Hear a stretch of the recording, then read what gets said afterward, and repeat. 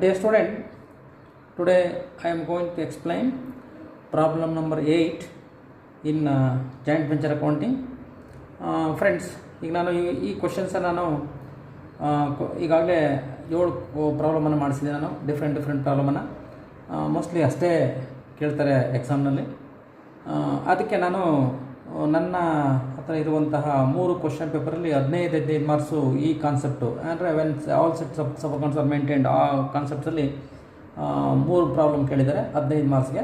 ಆ 3 ಪ್ರಾಬ್ಲಮ್ನ ಇನ್ಮೇಲೆ ಮಾಡಿಸ್ಕೊಳುತ್ತೆ. Problem number 8, 9, 10 problem ಸಾಕಾಗುತ್ತೆ. ಈಗ ನಾನು ಕ್ವಶನ್ ಪೇಪರ್ 2017ನಲ್ಲಿ ಕೇಳಿರ್ತಕ್ಕಂಥ ಕ್ವಶನ್ಸ್ ಬರ್ತೀನಿ. ನಾನು ಈ ಕ್ವಶನ್ಸಲ್ಲಿ ಜಸ್ಟ್ ಒಂದ್ಸರಿ ರಿವೀಲ್ ಮಾಡ್ತೀನಿ. Das and Boss entered into joint venture sharing profits and losses of 3:2. They opened a bank account by depositing 40,000 each. ಅಂದರೆ ನಿಮಗೆ ಈ ಪ್ರಾಬ್ಲಮ್ಮು ಯಾವ ಮೆಥಡಿಗಿದೆ ಅಂತ ನಿಮಗೆ ಗೊತ್ತಾಗಬೇಕಾದ್ರೆ ಒಂದೇ ಒಂದು concept joint bank account open ಮಾಡೋದು ಅಂತಂದರೆ that is when all sets of accounts are maintained ಅಂತ ಒಂದು ಟೆಕ್ನಿಕ್ ಯೂಸ್ ಮಾಡ್ಕೊಳ್ಳಿ. That is bank account open ಮಾಡಿ ಅವರು 40,000 ಈಚನ್ನು ಡೆಪಾಸಿಟ್ ಮಾಡ್ತಾರೆ. Next Das purchased 800 kgs of an item 800 kgs of an item at rupees 60 per kg and his expenses were rupees 13,000. ನೋಡಿ ಇಲ್ಲಿ ದಾಸ್ ಅಂತಕ್ಕಂಥವರು 800 kgsನ್ನು ಅವರು ಪರ್ಚೇಸ್ ಮಾಡ್ತಾರೆ ಅಟ್ 60 per kgಗೆ ಆ್ಯಂಡ್ ಈಸ್ ಎಕ್ಸ್ಪೆನ್ಸಸ್ಸು 13,000 rupees ಆಗುತ್ತೆ ಎಕ್ಸ್ಪೆನ್ಸಸ್ಸು ಯಾರು ದಾಸ್ದು. Next boss purchased second item of 10,000 kgs at rupees 2.10 per kg. ಅಂದರೆ 10,000 kgsನ್ನು purchase ಮಾಡ್ತಾರೆ ₹2.10 ಪರ್ ಕೆಜಿಗೆ. And is expenses of rupees 11,000. Even expenses 10,000 11,000 ಆಗುತ್ತೆ ಅಂತ ಹೇಳಿದ್ದಾನೆ. ಇಲ್ಲಿ ಹೇಳ್ತಾರೆ ನೋಡಿ, expenses var med from private sources. ಅಂದರೆ ಎಕ್ಸ್ಪೆನ್ಸಸ್ಸನ್ನು ಪ್ರೈವೇಟ್ ಸೋರ್ಸ್ ಅಂದರೆ ಅವರೇ ಬೇರೆ ಮಾಡ್ತಾರೆ ಅಂತ ಅರ್ಥ. And purchases war paid from bank account. ಆ ಪರ್ಚೇಸ್ ಏನಿದೆ ಇಬ್ಬರದ್ದು ಪರ್ಚೇಸ್ ಇದೆ, ಆ ಪರ್ಚೇಸು ಜಾಯಿಂಟ್ ಬ್ಯಾಂಕ್ ಅಕೌಂಟಿಂದ ಅವರು ಬೇರೆ ಮಾಡ್ತಾರಂತೆ. ಎಕ್ಸ್ಪೆನ್ಸಸ್ಸನ್ನು ಅವರು ಪ್ರೈವೇಟ್ ಸೋರ್ಸ್ ಅಂದರೆ ಅವರೇ ಬೇರೆ ಮಾಡ್ತಾರೆ ಅಂತ ಅರ್ಥ. ಅಂದರೆ ಅವ್ರ ಅಕೌಂಟನ್ನು ಡೆಬಿಟ್ ಮಾಡ್ತೀವಿ ಜಾಯಿಂಟ್ ವೆಂಚರ್ ಅಕೌಂಟ್ಗೆ. Then Bose sold 600 kgs of an item at rupees 100 per kg. ಅಂದರೆ 600 kgsನ್ನು ಅವ್ರು ಪರ್ಚೇಸ್ ಮಾಡ್ತಾರೆ. ಇಲ್ಲಿ ಪರ್ಚೇಸ್ ಮಾಡಿರೋದೆಷ್ಟು, ಪರ್ಚೇಸ್ ಮಾಡಿರೋದೆಷ್ಟು, ಇವರು 800 kgsನ್ನು ಪರ್ಚೇಸ್ ಮಾಡ್ತಾರೆ. 800 kgsನ್ನು ಪರ್ಚೇಸ್ ಮಾಡಿ ಅವರು 600 kgsನ್ನು ಸೇಲ್ ಮಾಡ್ತಾರೆ. ಓಕೆನಾ, right. At rupees item 100 per kg ಇದು ಸೇಲ್ಸ್ ಆಗುತ್ತೆ. And is expenses selling expenses for 5,500 rupees selling expenses. Next Das sold 8,000 kgs of second item at rupees 5 per kg. ನೋಡಿ ಇಲ್ಲಿ 10,000 kgsನ್ನು ಪರ್ಚೇಸ್ ಮಾಡಿದ್ರು, ಅದರಲ್ಲಿ 8,000 kgsನ್ನು ಸೇಲ್ ಮಾಡಿದ್ರು ಅಟ್ rupees 5 per kg. ಇದು sales. Selling expenses for rupees 6,000. Selling expenses 6,000 rupees ಇರುತ್ತೆ. Okay, all sale proceeds were deposited into joint bank account. Bank account deposit ಮಾಡಿದ್ರೆ ಅಂದರೆ ಜಾಯಿಂಟ್ ಬ್ಯಾಂಕ್ ಅಕೌಂಟ್ ಕ್ಯಾಶ್ ಬಂತು ಅಂತ ಬರ್ತೀವಿ. Then all sale proceeds were deposited in bank account and expenses for met from private source. ಅವ್ರು ಮಾಮೂಲಿ ಎಕ್ಸ್ಪೆನ್ಸಸ್ನ private ಸೋರ್ಸನ್ನು ಅವರೇ ಕೋ ವೆಂಚರಸ್ಸೇ ಬೇರೆ ಮಾಡೋದಂತ ಅರ್ಥ. ಸೇಲ್ಸನ್ನು ನಾವು ಜಾಯಿಂಟ್ ಬ್ಯಾಂಕ್ ಅಕೌಂಟ್ಗೆ ಟ್ರಾನ್ಸ್ಫರ್ ತೊಗೊತೀವಿ. That is called as write of necessary accounts in the books of joint venture. ಇಲ್ಲಿ ಒಂದು ಕಾನ್ಸೆಪ್ಟು ನನಗನ್ಸಿದ ಪ್ರಕಾರ ಸ್ವಲ್ಪ ಇನ್ಕಂಪ್ಲೀಟ್ ಇದೆ ಅನಿಸುತ್ತೆ. ನೋಡಿ ಇಲ್ಲಿ ಇನ್ಫಾರ್ಮೇಷನ್ ಕೊಡಬೇಕಾಗಿತ್ತು. ದಟ್ ಈಸ್ ಅನ್ಸೋಲ್ಡ್ ಐಟಮನ್ನು ಏನು ಮಾಡಬೇಕಂತಕ್ಕಂಥ ಇನ್ಫಾರ್ಮೇಷನ್ ಇಲ್ಲಿ ಕೊಟ್ಟಿಲ್ಲ ನಮಗೆ. ನೋಡಿ ಇಲ್ಲಿ ಫಸ್ಟು ದಾಸ್ ಅಂತಕ್ಕಂಥವ್ರು ಎಷ್ಟು 800 kgsನ್ನು ಅವರು ಪರ್ಚೇಸ್ ಮಾಡಿದರೆ, ಸೇಲ್ ಮಾಡಿರೋದೆಷ್ಟು 600 kgsನ್ನು ಸೇಲ್ ಮಾಡಿದರೆ, 600 kg ಸೇಲ್ ಮಾಡಿದರೆ ಇನ್ 200 kgs ಏನಾಯಿತು ಅಂತ ಗೊತ್ತಾಗಲಿಲ್ಲ. ನೆಕ್ಸ್ಟು ಇವರು ದಟ್ ಈಸ್ ಬಾಸ್ ಅಂತಕ್ಕಂಥವ್ರು 10,000 kgsನ್ನು ಪರ್ಚೇಸ್ ಮಾಡಿದ್ರು, ಅದರಲ್ಲಿ ಸೇಲ್ ಆಗಿರೋದೆಷ್ಟು 8,000 kgsನ್ನು ಸೇಲ್ ಮಾಡಿದ್ರೆ ಇನ್ 2,000 kgs ಅನ್ಸೋಲ್ಡ್ ಗೂಡ್ಸ್ ಅಂತ ನಾವು ಅಸ್ಯೂಮ್ ಮಾಡ್ಕೊಬೇಕು.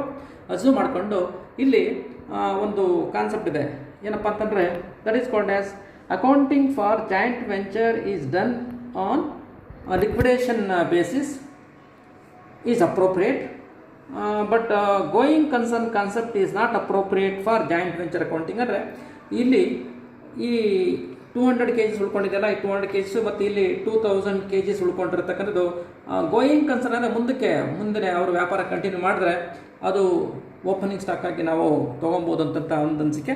ಬಟ್ ಇಲ್ಲಿ ಫೀಚರ್ಸ್ ಹೇಳೋ ಪ್ರಕಾರ ಜಾಯಿಂಟ್ ವೆಂಚರ್ ಅಕೌಂಟಿಂಗ್ಗೆ liquidation basis is appropriate, going concern basis not appropriate ಅಂದಾಗ ನಾವು ಆ ಅನ್ಸೋಲ್ಡ್ ಗೂಡ್ಸನ್ನು ಕೋ ವೆಂಚರ್ಸೇ ತೊಗೊಂಡೋಗ್ತಾರೆ ಅಂತ ನಾವು ಕನ್ಸಿಡರ್ ಮಾಡ್ಬೋದು. ಬಟ್ ನಾನು 2 ರೀತಿಯಲ್ಲಿ ಮಾಡಿದಾಗ ಎರಡೂ ರೀತಿಯಲ್ಲಿ ಮಾಡಿದಾಗೂ ಸಹ ಜಾಯಿಂಟ್ ಬ್ಯಾಂಕ್ ಅಕೌಂಟ್ ಟ್ಯಾಲಿ ಆಗುತ್ತೆ. ಅದು ನಾನು ನಿಮ್ಗೆ ಹೇಳ್ತೀನಿ. ಸದ್ಯಕ್ಕೆ ಈಗ ಒಂದು ನಾನು ಯೂಸ್ ಮಾಡಿರ್ತಕ್ಕಂಥ method that is called ಲಿಕ್ವಿಡೇಷನ್ಸ್ basis ಮೇಲೆ ದಟ್ ಈಸ್ ಅನ್ಸೋಲ್ಡ್ ಗೂಡ್ಸನ್ನು ಕೋವೆಂಚರ್ಸ್ಗೆ ಟ್ರಾನ್ಸ್ಫರ್ ಮಾಡಿರೋ ಮೆಥಡಲ್ಲಿ ಮಾಡಿದ್ದೆ ನಾನು. ಆ ಮೆಥಡ್ ಮಾಡಿ ಇನ್ನು ಡಿಫ್ರೆಂಟ್ ಮೆಥಡಲ್ಲಿ ಸ್ವಲ್ಪ ಡಿಫ್ರೆನ್ಸ್ ಬರುತ್ತೆ, ಅದನ್ನು ನಿಮ್ಗೆ ಹೇಳ್ಕೊಡ್ತೀನಿ ಮಾಡಿರಂತೆ. ರೈಟ್, ಇಲ್ಲಿ ಬರ್ತೀನಿ ನನಗೆ. ಇಲ್ಲಿ ಅವ್ರು ಕೇಳಿರೋದೇನು ನೆಸೆಸರಿ ಅಕೌಂಟ್ಸನ್ನು ಮಾತ್ರ ಕೇಳಿದ್ರಲ್ಲಿ ನಾನು ಜರ್ನಲ್ ಎಂಟ್ರಿನೂ ಮಾಡಿದೆ ನಾನು. ಬಟ್ ಅವ್ರು ಕೇಳಿರ್ತಕ್ಕಂಥ ಕಾನ್ಸೆಪ್ಟ್ಗೆ ನಾನು ಜರ್ನಲ್ ಎಂಟ್ರಿ ನೋಡಿಕೊಂಡು ಪೋಸ್ಟಿಂಗನ್ನು ಮಾಡ್ಕೊಂಡು ಹೋಗ್ತೀನಿ. ಇಲ್ಲಿ ಫಸ್ಟು ಅವರು ಡೆಪಾಸಿಟ್ ಮಾಡಿರ್ತಕ್ಕಂಥ ಅಮೌಂಟ್ಗೆ ನಾನು ಒಂದು ಎಂಟ್ರಿ ಪಾಸ್ ಮಾಡ್ತೀನಿ. ದಟ್ಸ್ ಕಾಲ್ಡ್ ಆಸ್ ಅವರಿಬ್ಬರು ಸಹ 40,000 ಡೆಪಾಸಿಟ್ ಮಾಡಿದ್ರು. ಡೆಪಾಸಿಟ್ ಮಾಡಿರೋ ಜಾಯಿಂಟ್ ಬ್ಯಾಂಕ್ ಅಕೌಂಟ್ಗೆ ಎಂಟ್ರಿ ಪಾಸ್ ಮಾಡ್ತಾರೆ. ಜಾಯಿಂಟ್ ಬ್ಯಾಂಕ್ ಅಕೌಂಟ್ ಇಟ್ಟಾಟು ಕೋವೆಂಚರ್ಸ್ ಅಕೌಂಟ್ ನೋಡಿ, ಜಾಯಿಂಟ್ ಬ್ಯಾಂಕ್ ಅಕೌಂಟ್ ಇಟ್ಟಾಟು Das account and Bose account 40,000 80,000 ನೋಡಿ. ಜಾಯಿಂಟ್ ಬ್ಯಾಂಕ್ ಅಕೌಂಟ್ಗೆ ಅಮೌಂಟ್ ಏನಾಯಿತು ಡೆಪಾಸಿಟ್ ಆಯಿತು. ದಾಸ್ ಮತ್ತು ಬಾಸು ಅವ್ರ ಅಕೌಂಟ್ ನಾನು ಕ್ರಿಯೇಟ್ ಮಾಡ್ತೀನಿ 40,000 rupees. ಓಕೆನಾ.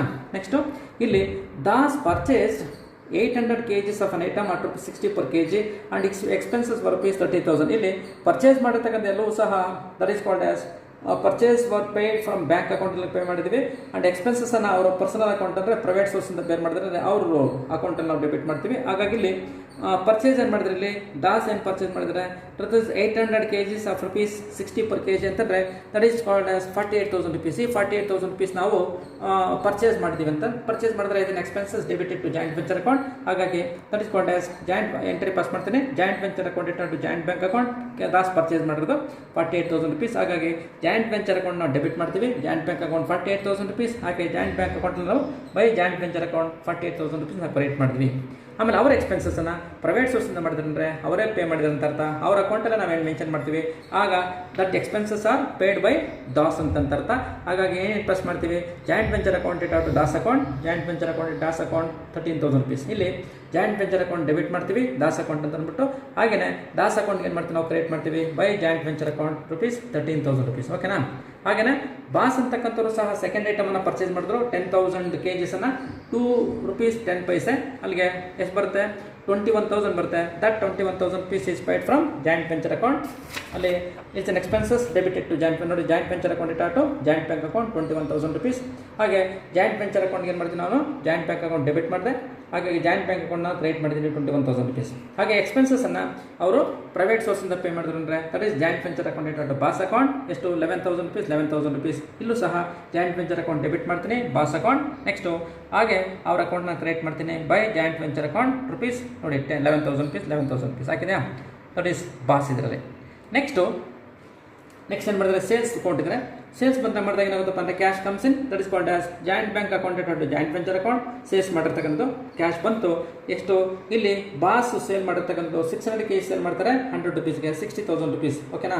ಕ್ಯಾಶ್ ಬಂತು, ಅಲ್ಲಿ ನಾವೇನು ಮಾಡ್ತೀವಿ ಡೆಬಿಟ್ ಮಾಡ್ಕೊಂಡ್ವಿ to joint venture account 60,000 rupees. Joint venture ಅಕೌಂಟಲ್ಲಿ by joint bank account 60,000 create ಮಾಡ್ಕೊಂಡ್ವಿ, ಇಲ್ಲಿ ಡೆಬಿಟ್ ಮಾಡ್ಕೊಂಡಿದ್ದೀವಿ. ಓಕೆನಾ. ನೆಕ್ಸ್ಟು ಅದಕ್ಕೆ ಆಗಿರ್ತಕ್ಕಂಥ ಖರ್ಚನ್ನು ಅವರೇ ಬೇರ್ ಮಾಡ್ತಾರೆ ಅಂತಂದರೆ ಜಾಯಿಂಟ್ ವೆಂಚರ್ ಅಕೌಂಟ್ ಇಟ್ಟು ಬಾಸ್ ಅಕೌಂಟ್ ಎಷ್ಟು that is called 5,500 rupees. 5,500 rupees debit ಮಾಡಿದ್ದೀವಿ. ಅವ್ರ ಅಕೌಂಟ್ನ ಕ್ರಿಯೇಟ್ ಮಾಡ್ತೀನಿ. Joint venture account 5,500 rupees Bose account ನಾವು ಕ್ರಿಯೇಟ್ ಮಾಡಿದ್ವಿ. ಓಕೆನಾ. ನೆಕ್ಸ್ಟು ದಾಸು ಸಹ ಸೇಲ್ ಮಾಡಿದ್ರು ಎಷ್ಟು that is called as that is 88,000 kgsನ್ನು ಸೇಲ್ ಮಾಡಿದ್ರು at ₹5ಗೆ. ಅಲ್ಲಿಗೆ ಜಾಯಿಂಟ್ ಬ್ಯಾಂಕ್ ಅಕೌಂಟ್ ಇಟ್ಟು joint venture account cash comes in. ಅಲ್ಲಿ ನಾವು by joint venture account 40,000 rupees. ಹಾಗಾಗಿ ಜಾಯಿಂಟ್ ವೆಂಚರ್ ಅಕೌಂಟ್ ನಾವು ಡೆಬಿಟ್ ಮಾಡ್ಕೊಂಡ್ವಿ 40,000 rupees. ಹಾಗೆ ಖರ್ಚು ಆಯಿತು, ಅವ್ರದ್ದು ಖರ್ಚು ಪ್ರೈವೇಟ್ ಸೋರ್ಸಿಂದ ಮಾಡಿದ್ರು. ಹಾಗಾಗಿ ಜಾಯಿಂಟ್ ವೆಂಚರ್ ಅಕೌಂಟ್ ಇಟ್ಟು Bose account that is Das account 6,000 rupees. ಹೀಗಾಗಿ ಜಾಯಿಂಟ್ ವೆಂಚರ್ ಅಕೌಂಟ್ ಇಟ್ಟು ದಾಸ್ ಅಕೌಂಟ್ 6,000 rupees. ಅವ್ರ ಅಕೌಂಟ್ನ ಕ್ರಿಯೇಟ್ ಮಾಡ್ಕೊಂಡ್ವಿ ದಟ್ ಈಸ್ 6,000 rupees ದಾಸು ಮತ್ತು ಬಾಸ್. ಓಕೆನಾ. ಅಲ್ಲಿಗೆ ಸೇಲ್ಸ್ ಎಲ್ಲ ಮುಗಿದೋದ್ಮೇಲೆ ನಾವಿಲ್ಲಿ ಅಗೈನ್ ರಿಮೈನಿಂಗ್ ಉಳ್ಕೊಂಡಿರ್ತಕ್ಕಂಥದ್ದು ಈಗ ನಮಗೆ ಗೊತ್ತಿದೆ. ಇಲ್ಲಿವರೆಗೂ ನಮಗೆ ಸರ್ವೇ ಸಾಮಾನ್ಯಗೆ ಎಂಟ್ರಿ ಇದೆ. ಇದಾದ ಮೇಲೆ ನಾವು ಎಂಟ್ರೀಸನ್ನು ಪಾಸ್ ಮಾಡ್ಬೇಕಾದ್ರೆ ಈಗ ನಮಗೆ ಎಷ್ಟು 2,000 ಇಲ್ಲಿ 200 kgs ಉಳ್ಕೊಳ್ತು. ಆ್ಯಂಡ್ ದೆನ್ ಇಲ್ಲಿ 2,000 kgs ಉಳ್ಕೊಂಡಿದೆ.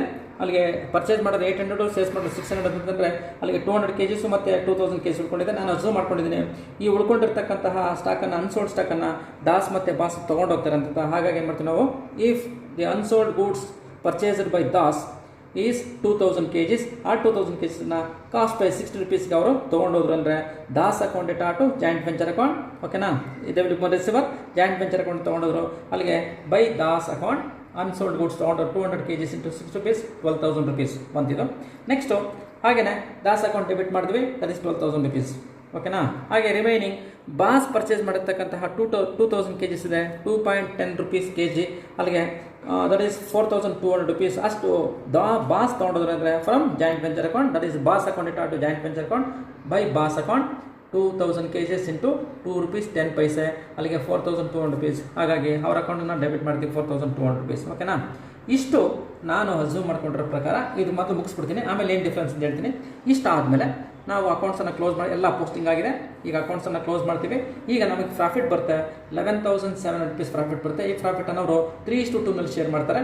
ಅಲ್ಲಿಗೆ ದಾಸ್ಗೆ 7,020, ಬಾಸ್ಗೆ 4,680 ಬರುತ್ತೆ. That amount must be credited to their account. ಇಲ್ಲಿಗೆ ಕ್ರೆಡಿಟ್ ಮಾಡಿ ಈ ಅಕೌಂಟನ್ನು ಕ್ಲೋಸ್ ಮಾಡಿದ್ವಿ. ಈ ಕ್ಲೋಸ್ ಮಾಡಿದಾಗ ಇವರಿಗೆ ಬಾಸ್ ಮತ್ತು ದಾಸ್ ಇಬ್ಬರಿಗೂ ಸಹ ನಾವು ಪೇಮೆಂಟ್ ಮಾಡಬೇಕಾಗಿದೆ. ಡಿಫ್ರೆನ್ಸ್ ಮಾಡಿದಾಗ 54,020 rupees ದಾಸ್ಗೆ ಕೊಡಬೇಕಾಗಿದೆ, ಬಾಸ್ಗೆ 56,980 ಕೊಡಬೇಕಾಗಿದೆ. ಪೇಮೆಂಟ್ ತೋರಿಸ್ತೀವಿ by Das account by Bose account close ಮಾಡಿದ್ವಿ. ಅಲ್ಲಿಗೆ 1,80,000 rupees 1,80,000 rupees ಕ್ಲೋಸ್ ಆಯಿತು. ಓಕೆನಾ. ಇದು ಒಂದು ಮೆಥಡು. ಈಗ ಇಲ್ಲಿ ನಾವು ಏನಾದರೂ ಇಲ್ಲಿ ನೋಡಿ, ಇಲ್ಲಿ ಇವರು ತೊಗೊಂಡೋಗಿರ್ತಕ್ಕಂಥ ಐಟಮ್ಮ ದಟ್ ಈಸ್ ಅನ್ಸೋಲ್ಡ್ ಗೂಡ್ಸನ್ನು ನಾವು ತೊಗೊಂಡಿಲ್ಲ ಅಂದರೆ, ನಾವು ರೆಕಾರ್ಡ್ ಮಾಡದೇ ಇದ್ದರೆ, ಈಗ ಪ್ರಾಬ್ಲಮಲ್ಲಿ ಏನು ಕೊಟ್ಟಿದೆ ಆ ಪ್ರಾಬ್ಲಮಲ್ಲಿ ಮಾತ್ರ ತೊಗೊಂಡ್ರೆ ಈ ಎರಡು ಐಟಮ್ ನಾವು ರೆಕಾರ್ಡ್ ಮಾಡೋಂಗಿಲ್ಲ. ರೆಕಾರ್ಡ್ ಮಾಡ್ದೇ ಇಲ್ಲಿ ಕ್ಲೋಸ್ ಮಾಡ್ತೀವಿ. ಕ್ಲೋಸ್ ಮಾಡಿದಾಗ ನಮಗೆ ಲಾಸ್ ಬರುತ್ತೆ, ಡೆಬಿಟ್ ಸೈಡ್ ಜಾಸ್ತಿ ಬರುತ್ತೆ, ಕ್ರೆಡಿಟ್ ಸೈಡ್ ಕಡಿಮೆ ಬರುತ್ತೆ. 4,500 rupees ಡಿಫ್ರೆನ್ಸ್ ಬರುತ್ತೆ. ವಿದ್ಯಾರ್ಥಿಗಳೇ, ಇದೊಂದು ಮೆಥಡು. ಅಂದರೆ ಆನ್ ಗೋಯಿಂಗ್ ಕನ್ಸರ್ನ್ ಮೆಥಡ್ ಮಾತ್ರ ಮಾಡಿದ್ರೆ ಈ ಅನ್ಸೋಲ್ಡ್ ಗೂಡ್ಸು ಹಾಗೆ ಉಳ್ಕೊಂಡ್ರೆ ಈ ಎರಡು ಎಂಟ್ರಿ ನೀವು ಜಾಯಿಂಟ್ ವೆಂಚರಲ್ಲಿ ರೆಕಾರ್ಡ್ ಮಾಡೋಂಗಿಲ್ಲ. ರೆಕಾರ್ಡ್ ಮಾಡಿದ್ರೆ ನಾವೇನು ಮಾಡ್ತೀವಿ, ಇವೆರಡು ಮತ್ತು ಇಲ್ಲಿ ಇದು ಎಂಟ್ರಿ ಪಾಸ್ ಮಾಡಲ್ಲ. ಅದಕ್ಕೆ ಅದು ಬದಲಾಗಿ ಏನು ಮಾಡ್ತೀವಪ್ಪ ಅಂದರೆ ಇಲ್ಲಿ ಕ್ಲೋಸ್ ಮಾಡ್ತೀವಿ, ಆ ಎಂಟ್ರಿ ಇಲ್ಲದೇ ಕ್ಲೋಸ್ ಮಾಡ್ತೀವಿ. ಕ್ಲೋಸ್ ಮಾಡಿದಾಗ ಡೆಬಿಟ್ ಸೈಡ್ ಜಾಸ್ತಿ ಬರುತ್ತೆ, ಕ್ರೆಡಿಟ್ ಸೈಡ್ ಕಡಿಮೆ ಬರುತ್ತೆ. ಆಗ ನಿಮ್ಗೆ ಲಾಸ್ ಬರುತ್ತೆ, 4,500 rupees ಲಾಸ್ ಬರುತ್ತೆ. ಆ ಲಾಸ್ ಏನು ಮಾಡ್ತೀವಿ ನಾವು 3:2 ಶೇರ್ ಮಾಡಿದ್ರೆ ಮೇ ಬಿ 2,700 rupees ದಾಸ್ಗೆ, 1,800 rupees ಬಾಸಿಗೆ ಬರುತ್ತೆ. ಆ ಲಾಸನ್ನು ನಾವು ಡೆಬಿಟ್ ಮಾಡ್ತೀವಿ. ಯಾರಿಗೆ? ಅವ್ರ ಅಕೌಂಟ್ ಡೆಬಿಟ್ ಮಾಡ್ತೀವಿ. ಡೆಬಿಟ್ ಮಾಡಿ ಅಗೈನ್ ಡಿಫ್ರೆನ್ಸ್ ಮಾಡ್ತೀವಿ. ಡಿಫ್ರೆನ್ಸ್ ಮಾಡಿದಾಗ ಕ್ಯಾಶ್ ಕೊಡ್ತಕ್ಕಂಥ ಸ್ವಲ್ಪ ವ್ಯತ್ಯಾಸ ಆಗುತ್ತೆ ಅವ್ರಿಗೆ, ಸ್ವಲ್ಪ ವ್ಯತ್ಯಾಸ. ಅಲ್ಟಿಮೇಟ್ ರಿಸಲ್ಟ್ 1,80,000 ರೂಪಾಯಿ ಟ್ಯಾಲಿ ಆಗುತ್ತೆ. ಓಕೆನಾ. ಆ ಮೆಥಡು ಮಾಡಿ.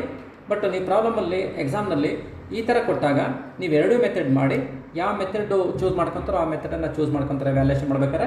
ಬಟ್ ನಾನು ತೊಗೊಂಡಿರ್ತಕ್ಕಂಥದ್ದು ಇದು ಲಿಕ್ವಿಡೇಷನ್ ಬೇಸಿಸೇ ಅಪ್ರೋಪ್ರಿಯೇಟ್ ಅಂತಕ್ಕಂತಹ ಫೀಚರ್ ಇರುತ್ತೆ. ನಾನು ಈ ಲಿಕ್ವಿಡೇಷನ್ ಅಂತ ಕ್ಲೋಸ್ ಆಗುತ್ತೆ, ಯಾಕಂದರೆ ನಿಮಗೆ ಗೊತ್ತಿದೆ ಸರ್, ಜಾಯಿಂಟ್ ವೆಂಚರು ಆ ವೆಂಚರು ಫುಲ್ಫಿಲ್ ಆದಮೇಲೆ ಅದು ಲಿಕ್ವಿಡೇಷನ್ ಆಗುತ್ತೆ, ವೈಂಡ್ ಅಪ್ ಆಗುತ್ತೆ. ಹಾಗಾಗಿ ಎಲ್ಲ ಅಸೆಟ್ಸು ಲೈಬ್ರರಿಸನ್ನು ತೊಗೊಂಡು ಹೋಗ್ತಾರೆ ಅಂತಕ್ಕಂತಹ ನಿಯಮ ಇದೆ. ಹಾಗಾಗಿ ಆ ಮೆಥಡಲ್ಲಿ ಮಾಡಿದ್ದೀನಿ. ನೀವು ಎಕ್ಸಾಮ್ನಲ್ಲಿ ಇದೇ ಥರ ಕೇಳಿದ್ರೆ ನೀವು ಎರಡೂ ಮೆಥಡ್ ಮಾಡಿ ಯಾವ ಮೆಥಡ್ ಬೇಕಾದ್ರೂ ಚೂಸ್ ಮಾಡ್ಕೊಬೋದು. ಓಕೆನಾ. Okay, right.